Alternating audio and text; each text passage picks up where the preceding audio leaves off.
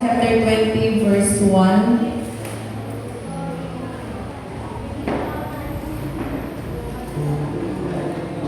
Verse 1 to 10.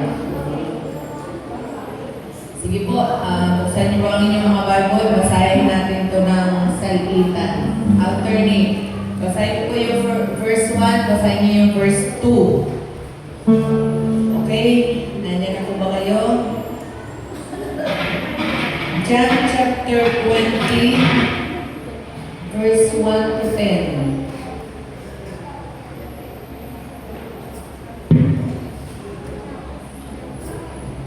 John 20, verse 1 to 10. Sabi sa verse 1, habang madilim pa nung araw ng linggo, pumunta sa libingan si Mary Magdalene. Nakita niya na wala na ang bato sa entrance ng libingan. Verse 2, kayo po, 1, 2, 3, go!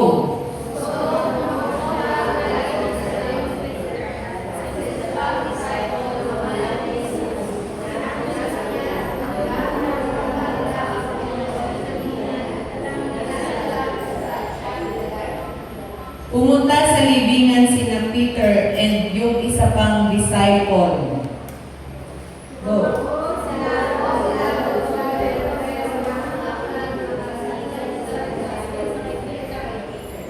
Yumuko yung disciple at nakita niya ang mga telang linen, pero di siya pumasok.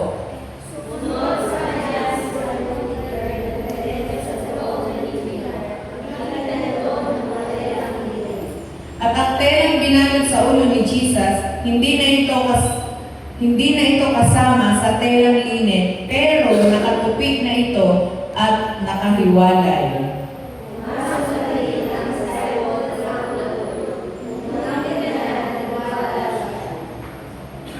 Di ba din nila naiintindihan na nakasulat sa scripture na kailangan mabuhay ulit si Jesus? Last verse po, go.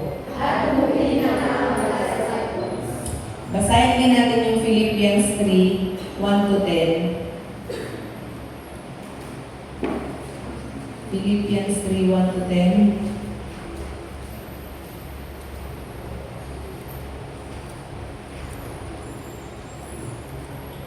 Di pala. 10 to 11. Mali, sorry. Philippians 3, 10 to 11. Ang sabi ko ay, ito lang ang gusto ko, ang makilala si Christ at ma-experience ang kapangyarihan ng muli niyang pagkabuhay at makishare sa paghihirap niya at mamatay din kagaya niya. Kasi umaasa akong bubuhayin ako mula sa kamatayan. Hallelujah. Praise God. Pwede po ba natin awitin yung Because He Lives? Pasensya na ako yung sinaunang ka. Sino po bang nakakalam ng awit na yun? Because He lives, I can face tomorrow. Ayan. Napaghahalata tayo. Awit tayo sa Lord. Ay niyo pong lyrics.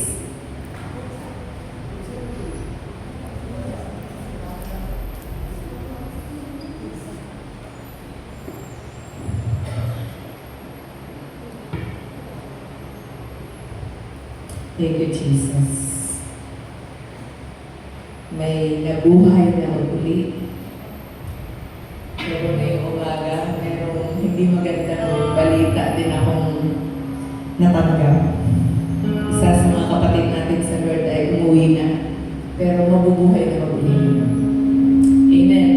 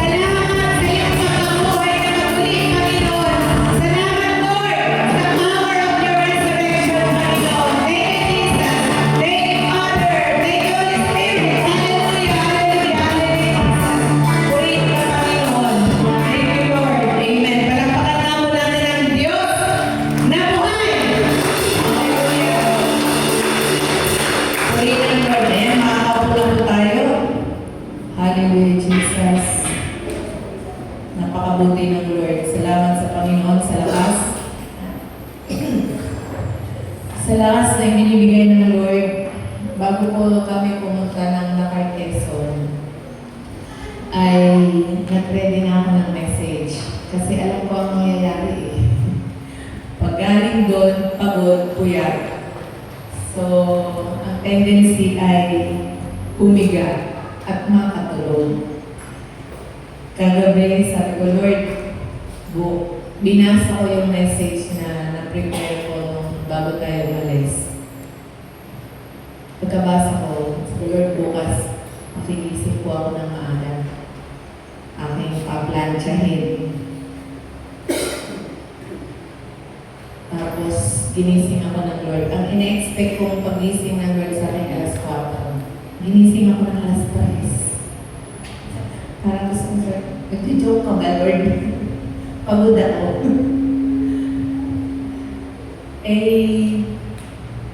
Bumangon ako. Kaya pala, nung binabasa ko yung message na aking inihanda, biglang binago yung verse. Lord naman, nag-joke ka talaga? Pangalawa na to Ayun, ang nangyari, bago yung mensahe. Kumano. Pero yung original po talaga, yun yung binasa natin sa John 20, verse 1 to 10. May mga napansin ako doon. Yung unang maagang pumunta sa libingan si Mary Magdalene.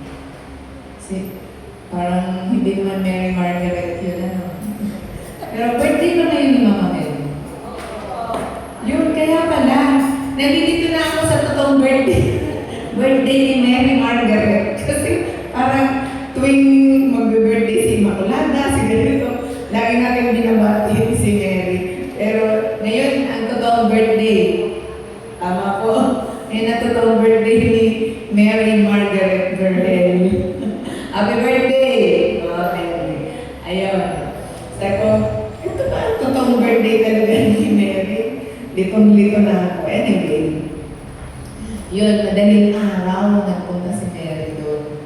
Tapos, yung disciple na pumasok sa libingan, yung unang disciple hindi pumasok sa libingan, yung pangalawang disciple na pumasok sa libingan, nakita niya yung linen, yung nakabalot pala, yung nakabalot sa ulo ni Jesus, ay tupi na. Mga kapatid, pagkagising natin, sino gumagawa nun? Parang bihira nung gumagawa ngayon, Kanina ay, sabi ko, Juday, iidip ulit ako, kasi natapos ko na siya. Sabi ko, Juday, iidip ulit ako. Naku, naligpit ko na yung hinigyan natin ng siyempre ko. Okay. So, tiis muna ako. Ayun, salamat sa Panginoon. Grabe, no? Grabe kasi para ni Jesus. Grabe kasi para na-realize ko sino talaga si Jesus. Kasi pagkabangon nagliligpit Sana ganun din tayo, no? Pagkabangon nagliligpit ka agad ng hinigat bago maghawak ng cellphone. Tama ba ako, mga kabataan? Okay. Yun. Pero ang message po natin ay the glory of His resurrection. Kukunin ko po sa Philippians 3:10 to 11. Sabi sa Philippians 3:10 to 11, the Message version, I gave up all the inferior stuff so I could know Christ personally, experience His resurrection power, be a partner in His suffering, and go all the way with Him to death itself. Sakit nito. If there was any way to get in on the resurrection from the dead, I wanted to do it. Sino gusto mamatay? Ngayon na. As in now na. Grabe si Lord. Iisa-isahin po natin to. Unahin natin yung, ano ba mapupulot natin sa verses na ito. Ang sabi dun sa unang sinabi dyan, I gave up all the inferior stuff to know Christ personally. Pag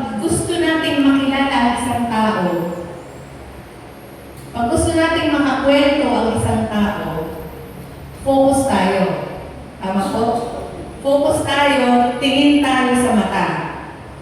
Tama po ba? Pag gusto namin kakwentuhan ng isang tao, talagang tapos lalo na pag sinabi, eto pa nga. Lalo tayong gumagalit eh. Di po ba? Pag si Jesus, sabi doon, know Christ personally. Meron po ba tayong intimate na relasyon sa ating Kristo na nagligtas sa atin? Yun bang aalisin mo ang lahat? Aalisin mo lahat ng nasa iyo? Aalisin mo, pag gusto mo talagang makilala si Jesus, aalisin mo yung, teka, successful ako eh. Yung mga successful, minsan nakakalimutan si Jesus. Minsan nakakalimutan may Diyos.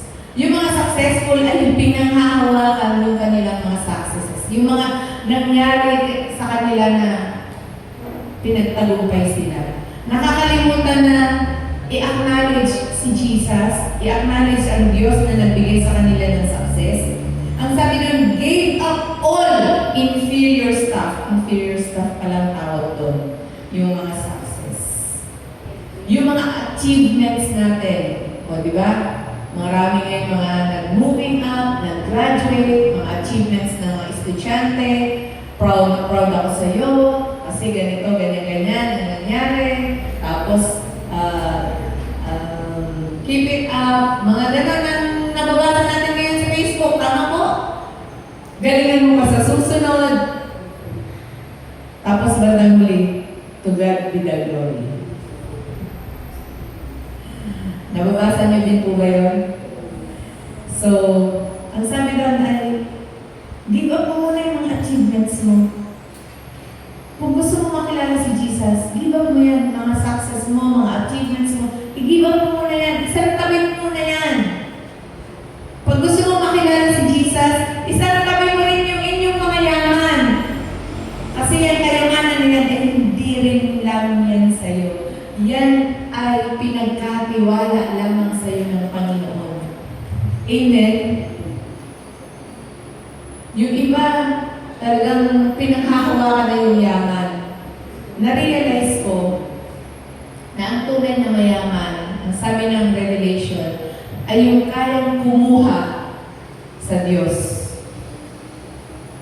Hindi yung maraming imbak na pera sa bangko, hindi yung maraming imbak na pera sa bahay, hindi yung maraming ari-arian, maraming lupa, maraming, naalala ko kahapon, nakusapan dun sa habang kami naghihintay ng maluto yung aming ulam. Meron ako sa ganitong gustong i-develop, meron ako sa tabing playa na gustong gawing resort. Sana all. Pero, yaman naman itong mga to, pero pag titingnan mo mga simpleng tao. Grabe yung usapan. May niyugan ako sa ganon. Nare-realize ko tuloy na kaya pala sila nakapagpatayo ng church na gano'n kalaki. Kasi talaga namang grabe yan. Blessing ng Lord sa kanila. I-give up po muna natin yan kung gusto natin magkaroon ng intimate na relasyon sa Panginoon. Alisin muna natin sa utak natin na, mayaman ako. Kaya kong bilhin ang lahat na hindi tumitingin sa presyo. Kasi madalas tayo pag nasa mall, di po ba pag nasa mall tayo, ang ganda, gusto ko to, ganda-ganda. Tinignan yung presyo, pangit pala. Di ba lang maganda?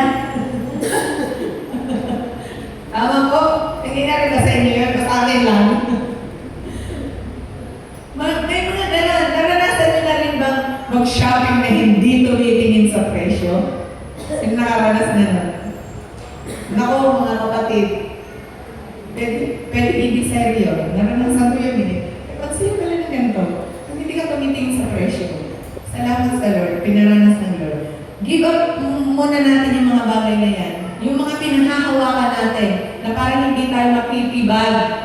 I-give up muna natin yan pag gusto natin makilala si Kristo. Kasi sabi doon, I gave up all the inferior stuff so I could know Christ personally.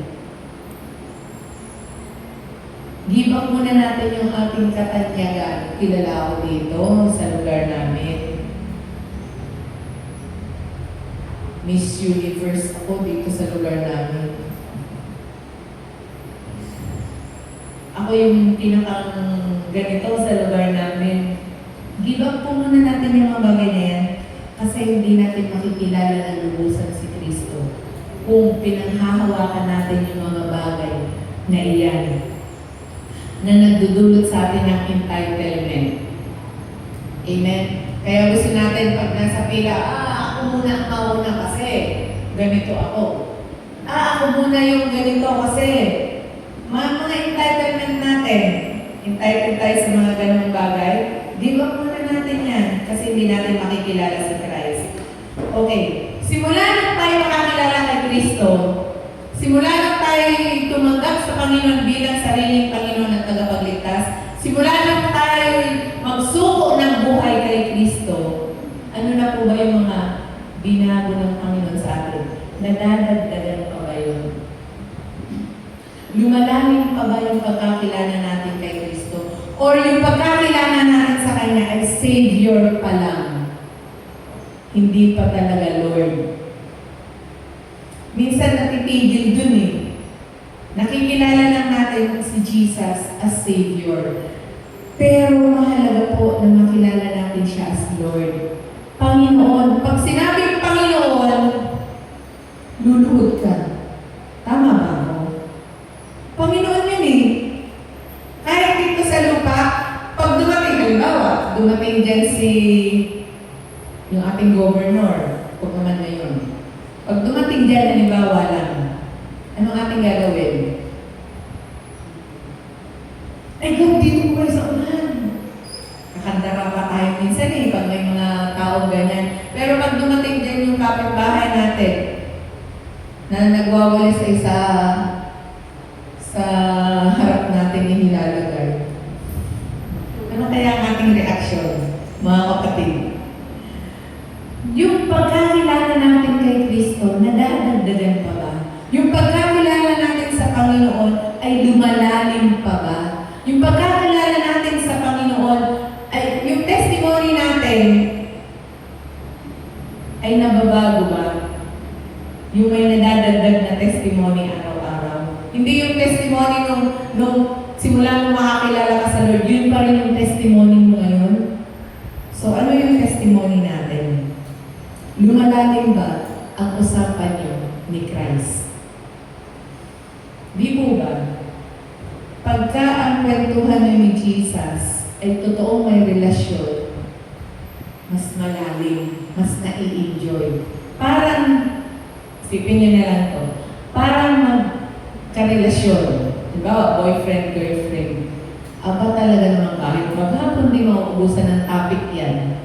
Tama ba ako? Sa mga may asawa, naranasan nyo to. Sa mga mag-boyfriend at mag-girlfriend, nararanasan nyo to. Parang ayaw nyo nang maghiwalay. Sana ganun din tayo pag nakikipagkwentuhan kay Jesus. Parang ayaw na natin matapos. Ayaw na natin, teka lang, may gagawin ka pero hindi mo iniisip yung gagawin mo kasi nag-i-enjoy ka kakwentuhan yung karelasyon mo. Nag-i-enjoy ba tayo yung kakwentuhan si Jesus?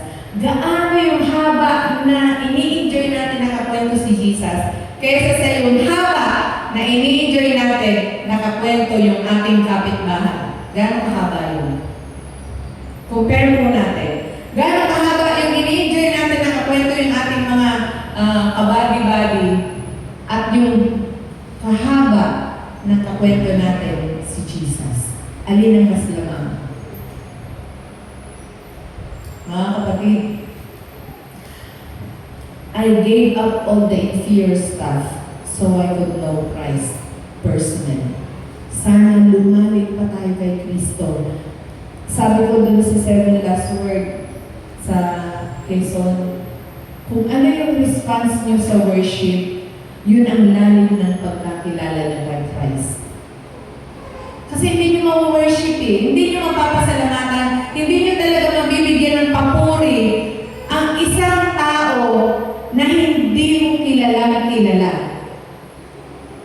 Halimbawa, kilala mo siyang Savior. Oh, thank you Lord. Savior kita. Pero hanggang dun lang. Gaano kalalim? Nagmamanifest po yan sa ating worship kay Jesus. Amen. Pangalawa, ito yung power of resurrection. Experiencing same spiritual power that raised Jesus from the dead. Sabi doon, experience His resurrection power, be a partner in His suffering. Yung resurrection power ni Jesus, ano ba ang dala nito sa atin? Mahalaga ba talaga to? Alam niyo po, lahat tayo ay may daily challenge. Ang challenge ko ngayong umaga ay yung pagising ng maaga. Kasi ang sakit sa katawan. Sakit ng katawan ko.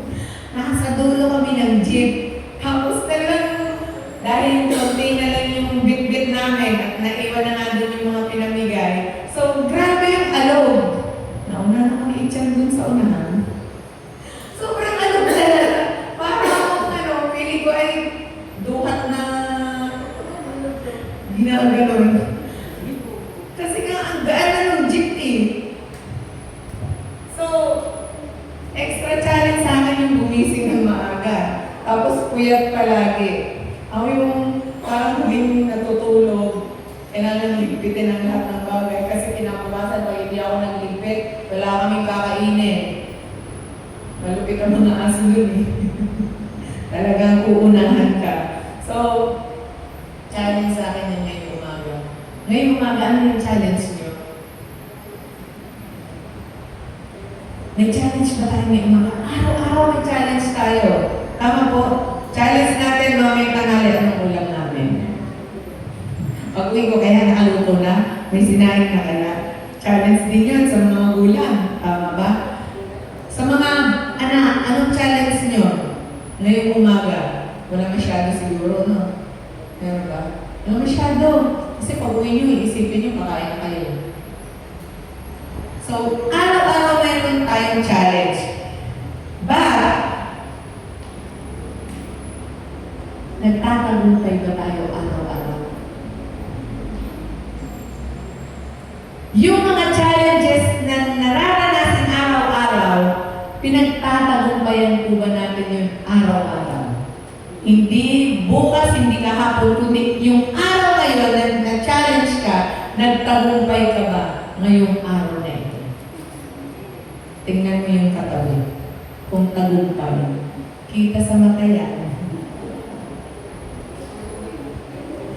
Ano na yung mga daily challenge natin? Una, sa bahay. Pag marami kayo sa bahay, lalo pag Sunday, lahat kayo maliligo. Bisa mo, ano?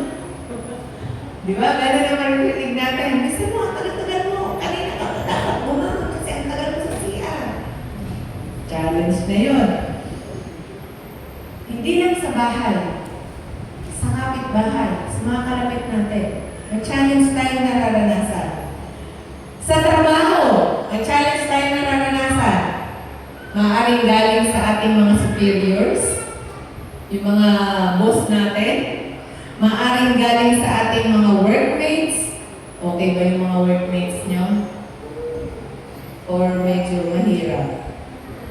Mahirap mag-lead ng maraming tao.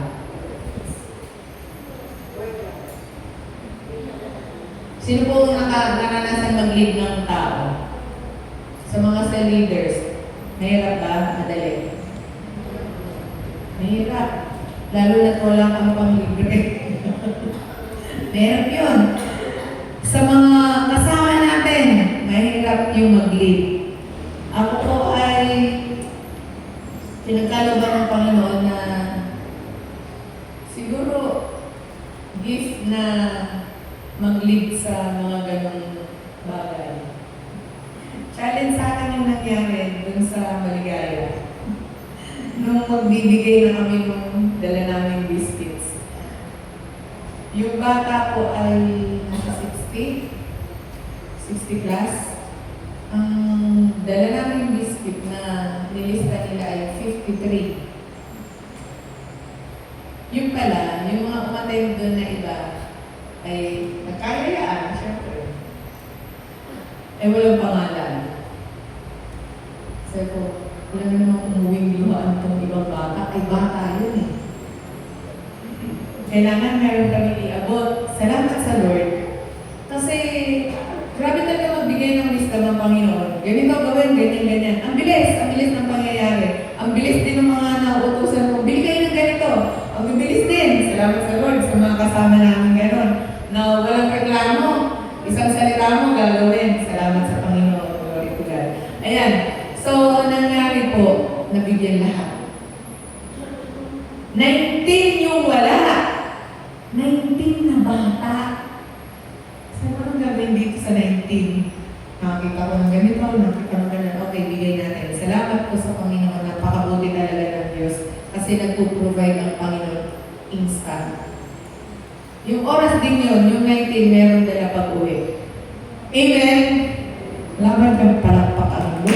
Hallelujah. Napakabuti ng Diyos. Grabe mag-provide si Lord. So, challenge po yun. Ano bang challenge natin sa work? Yung mismong company na ating pinagtatrabahuhan. Minsan, gusto natin umayaw na sa company na ating pinagtatrabahuhan huwag na kayo magtaas ng kamay. Kilala ko yung iba dyan. At yung sistema na ayaw din natin. Challenge din sa atin yan. Amen? Araw-araw may challenge tayo. Bukas, dun sa mga may trabaho. Hirap bumangon pag Lunes. Tama ba? Ano pa ang mga challenges natin? Doon naman sa mga estudyante, sa school, ano mga challenge natin sa school? Teachers. Maganda kung yung teacher mo ay kasundo mo. Pag hindi, challenge yun. Schoolmates, na minsan ay may mga bully. O baka naman ikaw yung bully. Ano pa? Challenge sa atin yung mga reports. Yung thesis. Yung OJT. Yung exam. Yung po mga challenge sa mga estudyante. Araw-araw meron tayong mga nararanasang challenge. Ang tanong, nagtatagumpay ba tayo sa mga challenges araw-araw? Kasi kung hindi tayo nagtagumpay, yung power ng resurrection mawawala ng kabuluhan. Kailangan pagtagumpayan natin. Si Jesus nung napako sa krus, hindi siya nakatigil sa krus. Bumangon siya. Pinagtagumpayan niya yung death. Amen? Kasi kung hindi niya pinagtagumpayan yung death at hindi siya bumangon, walang saysay itong mga ginagawa natin ngayon. Ba't pa tayo naglilingkod kung hindi bumangon si Jesus? Walang pag-asa yung buhay natin. Kaya salamat sa Panginoon doon sa power ng resurrection. Kasi araw-araw pinararanas tayo ng tagumpay ng Panginoon katulad ng naranasan ng Lord. Hindi madali. Isipin niyo po, yung dinanas ng Panginoon, hindi madali, pero nagtagumpay siya. Salamat sa Panginoon. At dahil sa kanyang tagumpay, tagumpay din tayo. Para gusto mong kumanta, tagumpay natin lahat.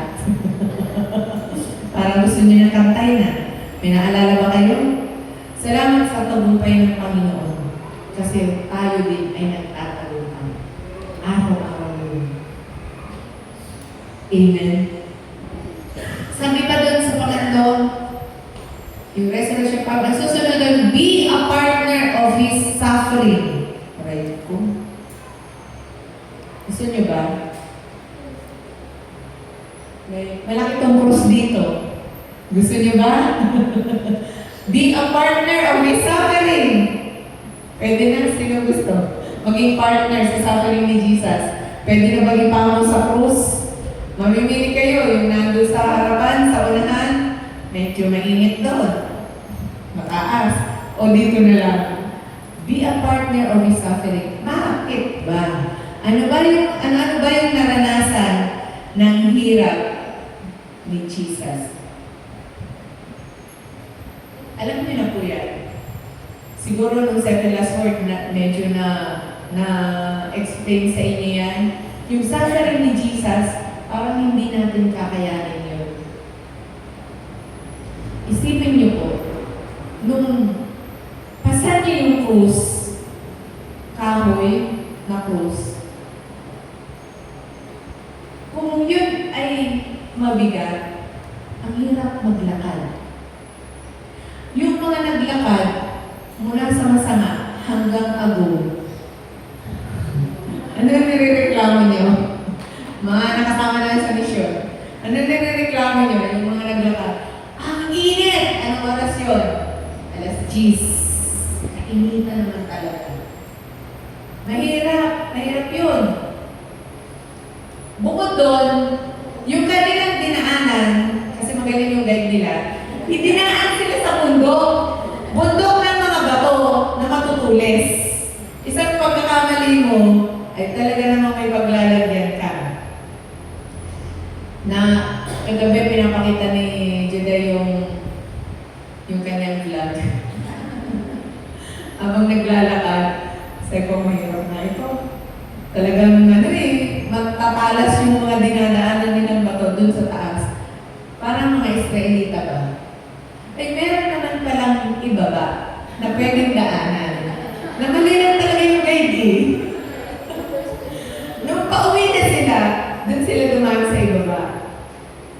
Mainit pa rin, pero yung inaatakan, hindi na matutulis na bato. Pero may reklamo pa din, kasi alas 2 ng hapon. Alas 2 ng hapon, sa kainitan, nasa gilid ng, dalampasigan, nasa dalampasigan, mainit ang buhangin. Hindi ba nasa disyerto lang? Na-imagine nyo din ba? Na-imagine ko kasi. Na-imagine nyo din ba yung mga Israelita na naglalakad sa buhangin namin? Disyerto yun eh, yung nilalakad ng mga Israelites. Kaya nagreklamo sila eh. Pero sabi ko, meron naman silang pillar of cloud. Habang sila'y naglalakad, may pillar of cloud. Meron nakapayong sa kanila eh. Kayo, may dala kayong payong at sombrero. Ang pagkakaiba lang, 40 years silang naglalakad. Kayo, half hour, 1 hour. Half hour lang. Tama ba? Isipin mo yung 40 at yung half hour.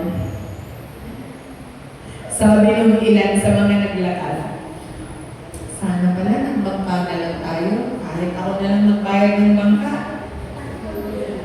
Ito ang sitwasyon ng mga nagbangka. Gusto niyo ba magkwento ko si Ma'am Doris? Mahirap! Una, bago ka makapunta dun sa bangka, nasasakyan mo, maglalakad ka rin sa, ang tawag ko nila ay gasangan. Pag sinabing gasangan, mga corals na natuyo, sobrang tatalas. Pag mahina-hina ang tsinelas nyo, ramdam yung talas. Buti na lang, mga makakapal yung mga tsinelas na suot namin. Malayo yun. At mainit din. Bitbit namin yung mga gamit. Bitbit namin yung mga pagkain dun sa mga nagbangka. Akala ko na, chill lang kami. Ang hirap umakyat ng bangka. Kailangan mong tumiming sa alon. Malakas mo yung alon kahit summer. Kailangan mo tumiming. Pag hindi ka marunong tumiming, ay pauli na ng Doris ang mapupuntahan mo. Simple talaga. So, kailangan mo siyang timingan. Sabi ko, Lord, sasamahan mo ko dito. Nag-pray talaga ako. Kasi Pastor Orwin, nakaalala.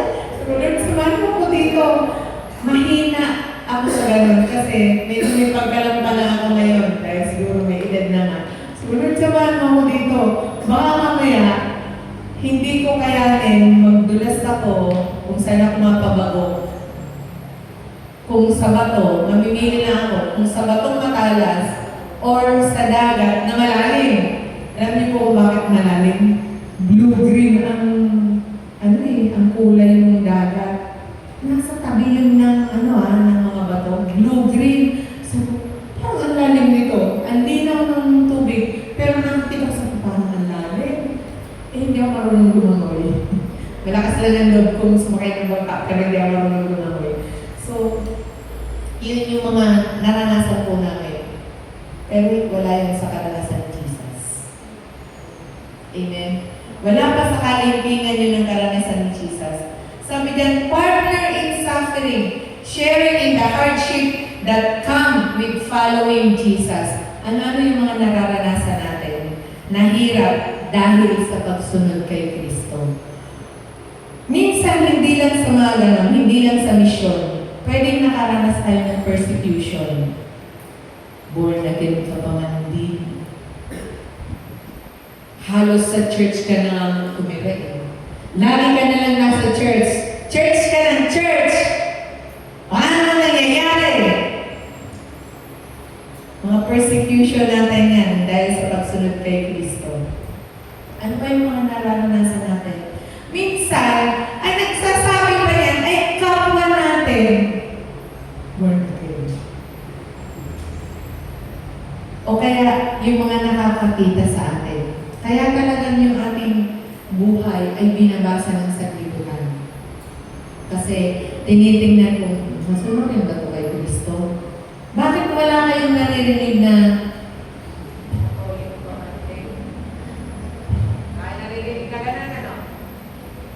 nakarinig na po ba kayo ng gano'n? Pag may ginawang masama, narinig niyo na bang sinabi na hindi ko pa man din.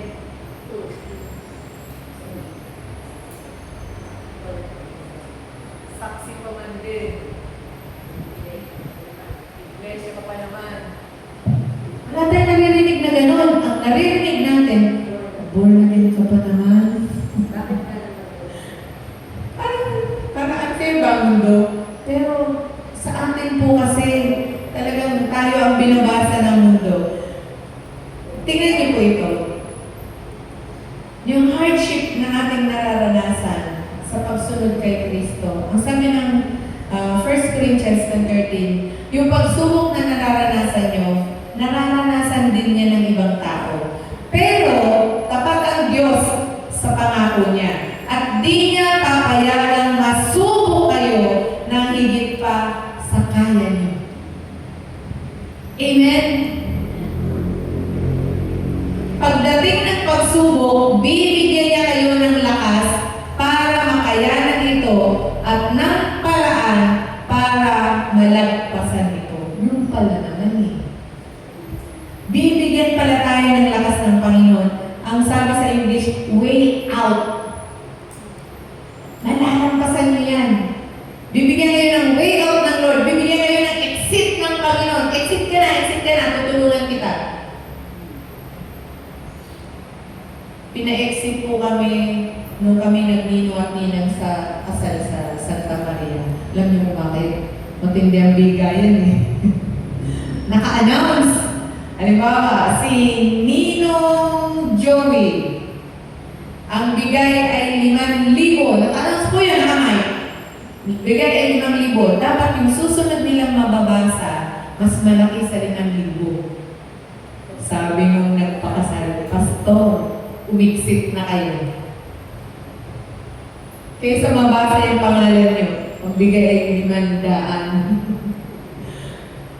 Bibigyan tayo ng exit ng Lord para hindi tayo mahirapan. Ang hirap sa pakiramdam nun ha, mababasa yung pangalan mo, tapos gano'n.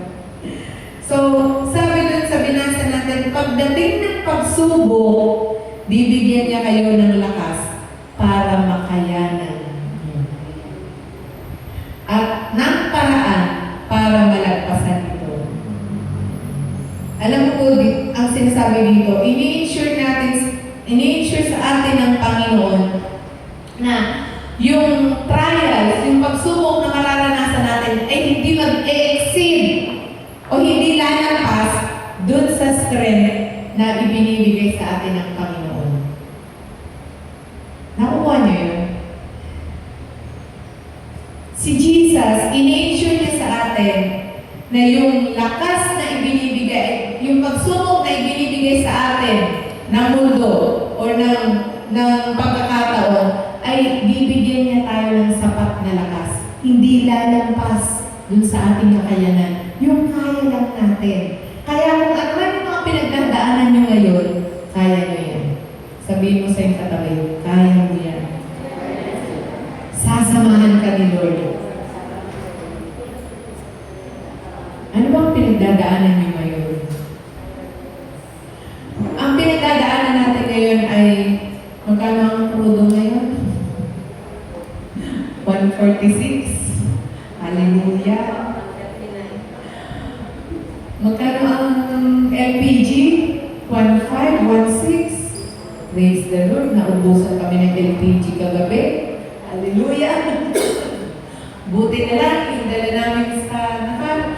May kaunti pa. Medyo may pag-angat na ganyan ay medyo may kaunti pa. Malapit na. Grabe! Pero alam niyo, sapat ang biyaya ng Lord para malampasan natin ang mga bagay na ito. Amen? Magtaasan ka ng lahat. Magtaasan ka ng lahat. Mas mataas ang Diyos natin. Amen? Naiintindihan niyo po ba yun? Kaya wala tayong pwede reklamo talaga eh. Kasi ang pinaglilikuran natin, sabi ng Philippians 4:19, I will supply all. Ano ba yung all? All your needs. Lahat ng kailangan nyo. According to economic crisis. Tama ba yung verse ko? Tama ba yung aming verse? According to your riches in glory. Grabe si Lord. Ibang klase ng ako. Sapat lagi ang Panginoon.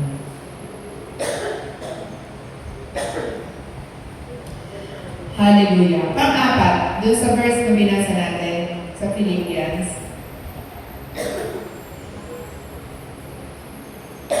Sana may tubig. Number 4, conformity in death. Hallelujah, Jesus. Be a partner in suffering and go all the way.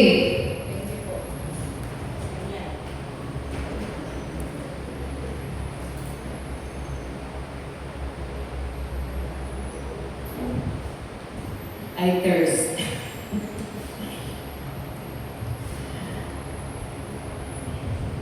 Be a partner in fact, suffering and go all the way with Him to death itself. Dadalhin pala tayo sa mamatayan nito, ayawa na. Sino gusto na mamatay? Sabi ko nila, Lord, tulungan mo ako magbahagi na yung mga salita. Your word kasi, paglapit sa akin ni Prince, ang balita ay wala na si kapatid na ganito. Lord, tulungan mo ako. Hindi siya malayo na malapit sa atin. Malapit sa iba sa atin. So, Lord, tulungan mo ako dito na ibahagi ang salita mo na pure words. Praise God. Hallelujah. Conformity in death. Becoming like Christ by dying to sin.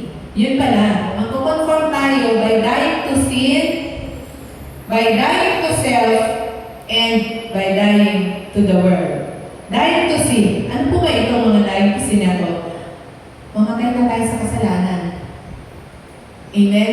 Ano ba yung mga kasalanan na magdadala sa atin sa ikalawang kamatayan? Tingnan po natin. Sa Revelation chapter 21, verse 8. Mabigat-bigat ito. Revelation chapter 21, verse 8. Mga kasalanan na magdadala sa atin sa pangalawang kamatayan. Sabi diyan, pero yung mga duwag, sino duwag? Duwag sa dilim. Duwag sa mga kung ano-anong mga kinaduduwagan. Pero yung mga duwag, mga tumalikod sa faith, wala dito niyan. Gumagawa ng kahalayan, moralidad. Mamamatay tao, ang sabi ng Santiago, ng James, kahit galit na galit ka lang, mamamatay tao ka lang. Gumagawa ng kahalayan, mamamatay tao, mga immoral, mangkukulam. Alam niyo ba na kung minsan mangkukulam tayo? Bakit po? Pag nag-curse tayo ng tao, wala na mangyayari dyan, hanggang ganyan na lang yan. kinukulang yung tao eh. Gagapang na yan. O kaya naman, minamanipulate natin. Yung mga tao, yung manipulation po ay isang uri ng pagkukulang. Sabi ng Leviticus. Kaya pag tayo ay nagmamanipulate ng tao, ay nangkukulang tayo. Minsan, minamanipulate natin yung ating mga anak. Sumasamba sa Diyos-Diyosan. Alam niyo ang Diyos-Diyosan? Anything or anyone that separates you from God ay Diyos-Diyosan. Anumang bagay o sino man na humihiwalay sa iyo sa Diyos, yan po ay Diyos-Diyosan. Hindi lang yung mga images ang Diyos-Diyosan, kundi yung mga bagay o mga tao na humihiwalay sa iyo sa Diyos. Yung bang gusto mong maglingkod, pero dahil marami kang labahin ngayon, eh di may Diyos-Diyosan ka. Gusto mong maglingkod, pero may bisita ka, hindi yun ang Diyos-Diyosan mo. Gusto mong maglingkod, pero masakit yung dulo ng daliri mo, yung kuko, hindi ka nag-church, hindi Diyos-Diyosan mo yun. Ang sakit pala ng kagat ng ano yun? Ng tungaw. Ang dami kong gano'n ngayon. Sabi ko, yung pala yun. Sabi ko, din yung mga tungaw. Ang sakit pala kasi natulog po kami sa tent, dun sa unang lugar na pinunta namin sa Masama. Nung kinabukasan, dun ko lang na-discover na ang dami kong kape. May dala po talaga akong gamot lagi sa mga kati-kati kasi medyo balat sibuyas tayo sensitive ang skin. So, grabe, sabi ko, kati naman ito. Tapos, nung patulog na ako, saka siya kumati ng todo. Nung nasa Masigaya na kami, sabi ko, Lord, patulogin mo naman ako. Kati na talaga. Nilagyan ko na ng gamot, pinahiram ko na. Sabi ko, hindi ako pwedeng uminom ng kahit anong gamot na para doon, kasi hindi ako magigising ng maaga, ay kailangan gumising ng maaga. So, na-discover ko, yung pala yung kagat ng tumaw. Pero hindi pa ako nakakakita nun kung ano yun, kung ano man yun, hindi pa siya nakikita. Nakita ko lang yung ginawa niya. Ang hirap. Tapos kagabi ulit, sabi ko, ang yan, yun. Pagaling, matagal pala yun. Ang popular niya, sobra. Sabi ko, Lord, pagalingin mo ako dito, hindi pwede to. Napaka-sensitive talaga ng aking balat sa mga kati-kati. Tapos sabi doon ay, ang kukulang sumasabay sa Diyos-Diyosan, lahat na, ano sabi doon sa dulo? Sa Revelation 21 verse 8? Lahat ng ano? Pakilakas. Isa pa? Isa pa? Lahat ng sinungaling. Anong gagawin? Itatapon silang lahat sa lawa ng apoy at nagliliyab na sulfur, yun ang pangalawang kamatayan. Isipin niyo, kahanay ng mga mamatay tao, kahanay ng mga magkukulang ang mga sinungaling. Matindi. Ay white lie naman eh. May light pa rin. Kahit may green light, light pa rin. Yung exaggeration po ay light yun. Kasinungalingan yun. Pag in-exaggerate natin ang mga bagay-bagay, kasinungalingan yun. Magkikwento tayo, excited tayo magkwento. Kasinungalingan yun pag in-exaggerate natin. So, saan pupunta? Saan daw pupunta? Itatapon sa nagliliyab na apoy na may sulfur ka, pasakit yun. Yung nanay ko, dahil nga po ako ay sugatin, sensitive nga eh. Maliit pa ako noon. Grabe talaga yung sugat sa balat ko. Pag pinapaliguan niya ako, talagang ud-ud ko, ud-ud. Hanggang sa makikita ko, nagdudugo yung sugat. Tapos pagkatapos niya paliguan ako, gagamutin. Yung paggamutin,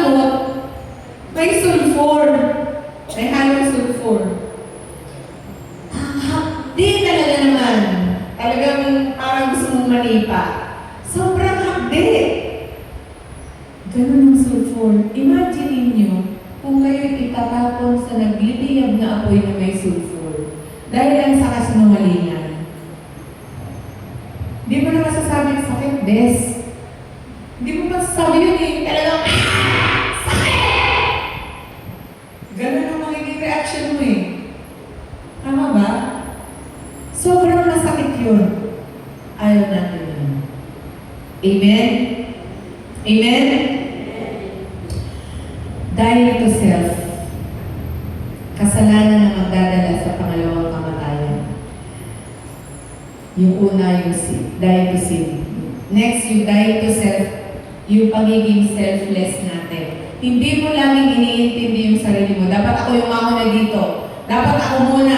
Dapat makuha ko yung pinakamalaking pitak na ito yung share ko. Malaki yung ambag ko.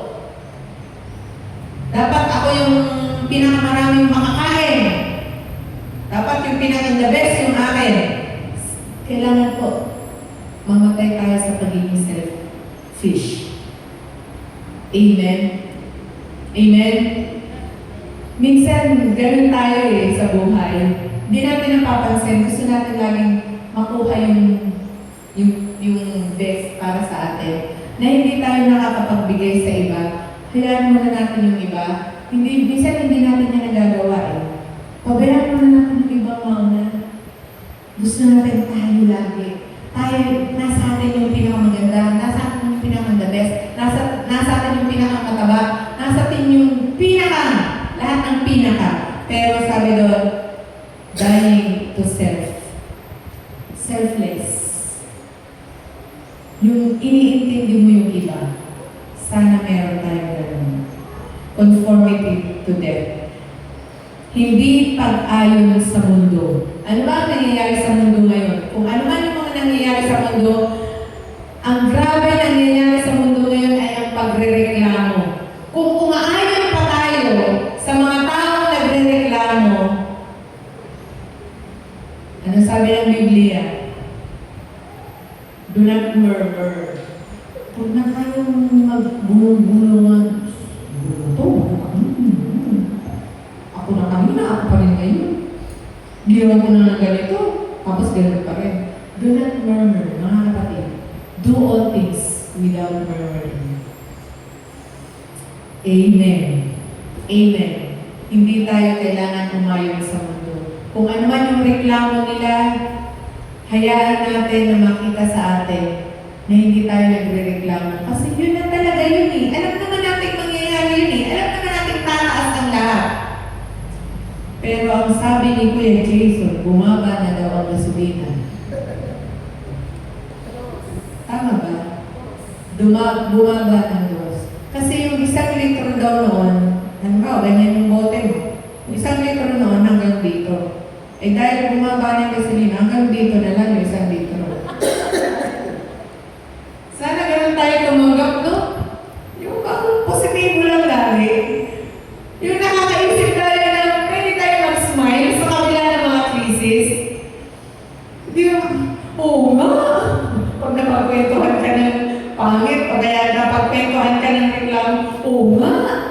Makikiayon tayo. Huwag tayong makiayon sa mundo. Kung ano nangyayari sa mundo. In conclusion po, dito sa ating binasa, sa verse na ito ng Philippians, kailangan magkaroon tayo ng intimate na relasyon kay Jesus. At kung gusto natin yun, isipin natin kung ano yung ginawa ni Jesus sa buhay natin. At magkaroon tayo, makita natin yung halaga ng resurrection, makipag-partner tayo sa suffering ni Jesus, kung ano man yung kanyang dinanas, partner with Him. Wala pa tayo sa kalangkingan ng dinanas ni Jesus. Kahit ang dinanas lang ni Paul, nung siya'y nagmimisyon, wala pa tayo sa kalangkingan nun. May unan pa tayo. Sila walang unan, bato ang unan. Wala pa tayo sa kalangkingan nila. Hallelujah. Go all the way with Him to death. Hanggang sa kamatayan. Sasamahan tayo ng Jesus. Bakit? Si Jesus po ay nabuhay na muli. At nananatiling buhay. Hindi na siya namatay. Minsan lang po siya namatay. Nananatiling buhay ang ating Panginoon. He is our living one. He is the risen Savior. He is sovereign over death and encourager, removing fear of death. Kahit mamatay tayo ngayon, wala tayong aalalahanin kasi kasama natin si Jesus na nabuhay na maguli sa mga patay. Kung ano nangyari kay Jesus, kung siya'y nabuhay na maguli, mabubuhay tayong kasama si Jesus. Amen? Amen? Tayo mula tayo tumayo. Hallelujah. Gaano kabuti ang Diyos sa inyo? Ano yung ginawa ni Jesus sa inyo? Para inyong pasalamatan, para inyong kausapin, para inyong papapurihan, para inyong sambahin. Ano yung ginawa ni Jesus sa buhay niyo? At meron pa bang ginagawa si Jesus sa buhay mo ngayon? Dahil siya'y nabuhay, tayo din ay mabubuhay. Amen? At dahil siya'y nabuhay, tayo'y may pag-asa. At dahil siya'y nabuhay, yung buhay na ito ay ipaglingkod natin sa Kanya. Minsan ka natin awitin yung because He lives. Pwede ba natin